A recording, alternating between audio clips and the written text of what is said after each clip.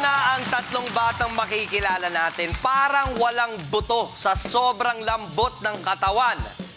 At 10 years old, sila ang youngest members ng isang acrobatic contortionist group. Parang masakit to, ha? So, let's welcome Angel, Jefferson, and Winnie Rose from Davao del Norte, the Flexi Buddies!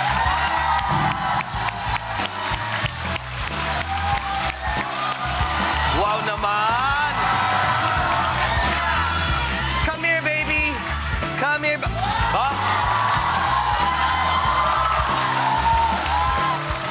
Hi, Flexi Buddies! Upo kayo, relax. Relax lang kayo. Kamusta naman? Okay lang po. Okay na okay. Bakit Flexi Buddies ang pangalan ng grupo nyo? Flexibaris po tinatawag sa amin so that we showcase our skills of extreme physical flexibility.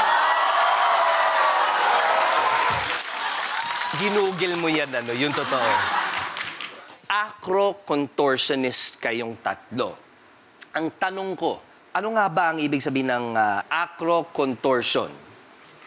Acro-contortion is a style of dance that combine technique with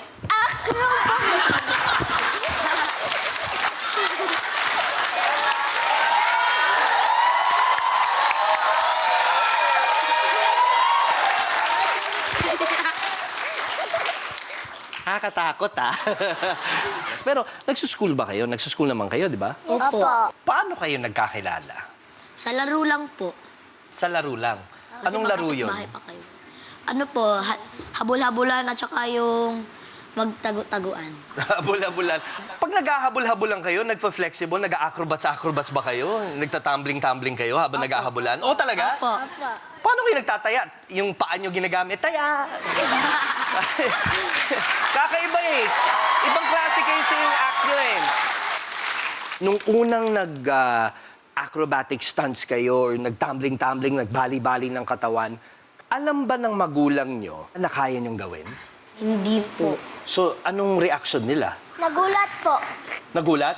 Paano yung gulat?